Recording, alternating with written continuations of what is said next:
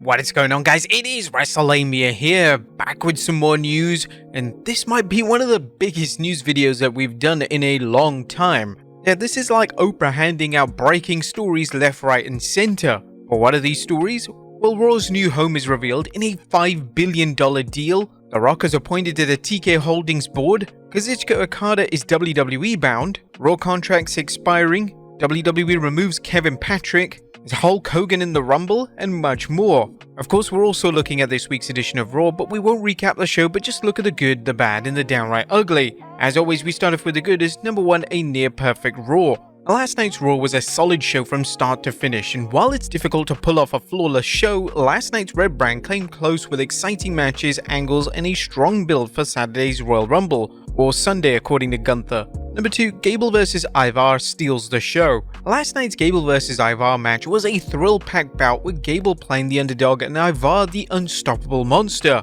This match should wipe out any doubts about Ivar working in a singles match. He's a phenomenal athlete who has solidified his spot as a talented big man. Putting Ivar over Gable thanks to Valhalla's interference was a brilliant booking as it kept things open for a rematch. Number 3, Gunther respects Seth Rollins.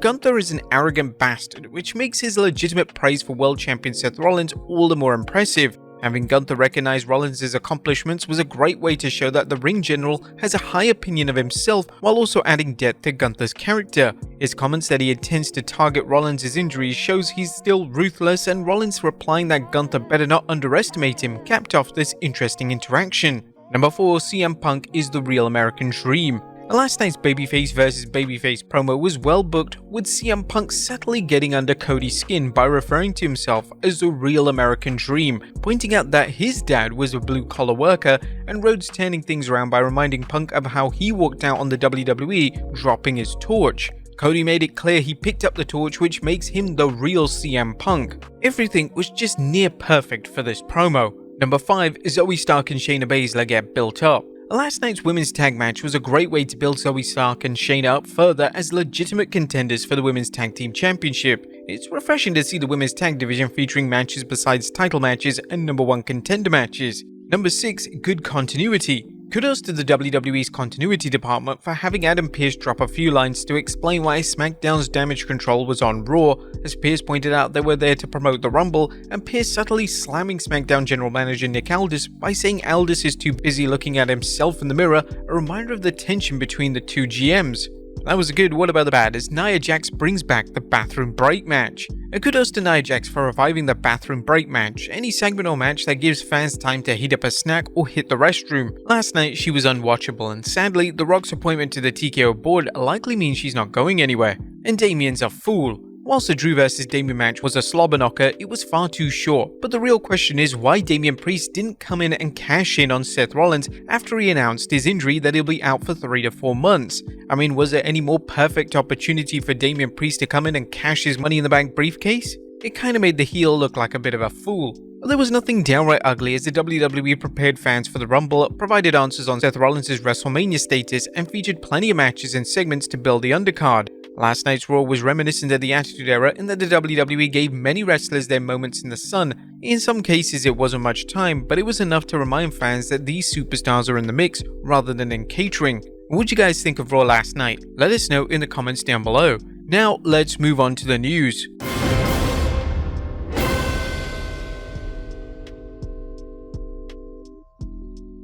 Now, there have been multiple breaking stories today, and one of the biggest is Raw's new home revealed in a $5 billion deal. On top of today's news is the announcement that Netflix has acquired the rights to air Raw. Let's look at what we know so far, as Variety is reporting the deal is valued at $500 million per year for 10 years. Netflix has the option to opt out of the initial 5 years and to extend it for an additional 10 years. By comparison, sources also say WWE's current 5-year deal for Raw with NBC Universal is worth approximately $250 to $260 million per year. TKO-Holdings stock soared up upon news of the deal, which is great news as the company's stock took a massive hit almost immediately after Endeavor and WWE merged, sinking from $100 to $80. Right now, it's hovering around $92, hitting its peak at $95. As big as the WWE Netflix deal, there's more to it in terms of the content Netflix will get. The Variety report on the new partnership notes that the deal is about more than Netflix streaming Raw. Under the deal, Netflix will become the exclusive home of Raw in the US, Canada, the UK, Latin America, and other territories once the deal begins, with more countries and regions to be added over time. Netflix will also become the television home for all WWE shows outside the US. That includes fellow weekly shows SmackDown and NXT, as well as annual live events like WrestleMania, SummerSlam, and the Royal Rumble, as well as documentaries, original series, and additional projects. These additional rights make sense when you consider Netflix is paying the WWE twice what it received for Raw from the USA Network. The WWE's partnership with Peacock for streaming the network ends in 2026, so it'll be interesting to see where this content ends up. Next up, who will air Raw during its gap? One unanswered question, and a major one at that, is where Raw will air once the WWE's deal with the USA Network expires at the end of September. The WWE's Netflix deal doesn't begin until January 2025, which creates a 3-month gap period. However, the Variety article on the new WWE Netflix deal noted, according to an individual with knowledge of the situation, exactly where Raw will air between the end of that deal and the beginning of the Netflix deal is still being determined. Do you think the USA Network will keep Raw on for the remainder of 2024? Let us know in the comments down below. Next up, The Rock appointed to TKO-Holdings board.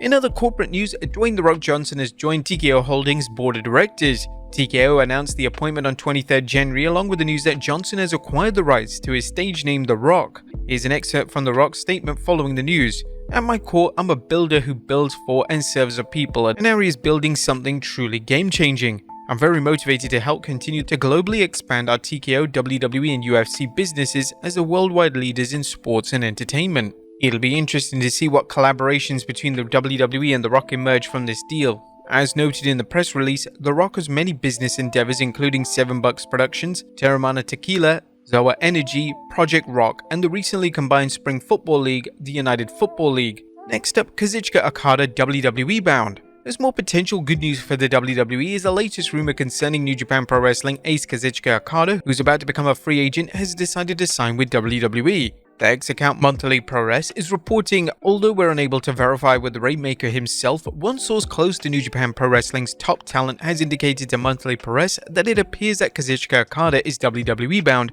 potentially starting in NXT first. There's no word on when Okada will appear as he has several dates booked for February despite his New Japan contract expiring at the end of January. What do you guys think of Kazuchika Okada signing with the WWE and starting on NXT? Let us know in the comments down below. Next up, 2 top Raw stars contract expiring after Mania. 2 top Raw superstars contracts are expiring soon, which means the WWE Universe may not see them after WrestleMania 40. Fans have heard about the WWE signing current stars such as Dominic and Rey Mysterio, Charlotte Flair, and Bayley to new deals, but there are several current WWE superstars, including main eventers, whose WWE deals expire in 2024. We've done a short on that, so be sure to check it out. But let's look at the latest news concerning 2 top WWE superstars who conceivably could exit the WWE after this year's Showcase of the Immortals. Wrestling Inc.'s Raj Giri is reporting Finn Balor's WWE contract is up after WrestleMania. The word I've gotten is that he hasn't been approached to renew yet. In addition, PW Insider Elite recently reported that Drew McIntyre still hasn't signed a new contract with WWE. If a new deal isn't reached, McIntyre would be free and cleared to sign anywhere right after WrestleMania 40. There are several other superstars whose WWE deals expire in 2024. However, as often the case, details are scarce and fans may not learn about any particulars until new deals are inked or superstars exit the company. Balor and McIntyre have options besides the WWE, however they may be happy where they are, especially with the WWE riding its current wave of popularity. Next up, Kevin Patrick removed from SmackDown. Speaking of announcements, fans won't be hearing Kevin Patrick calling matches on SmackDown. PW Insider and several other news sites report Patrick has been removed from the Blue brand. Meltzer commented on this situation during a recent Wrestling Observer Radio saying, Kevin Patrick's gone. Yep, unless something changes, I don't know the details, I don't know who's going to be replacing him. I'm not surprised. They did just announce a change at the start of the...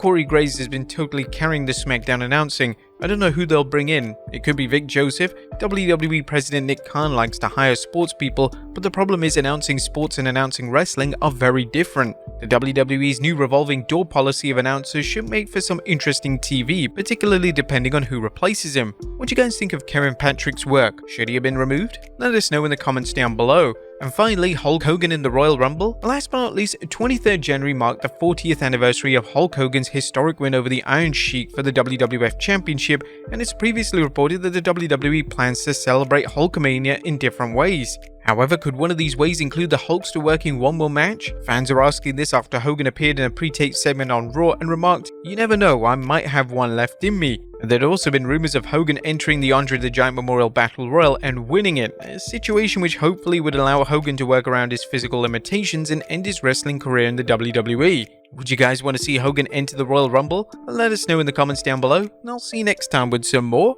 wrestling content.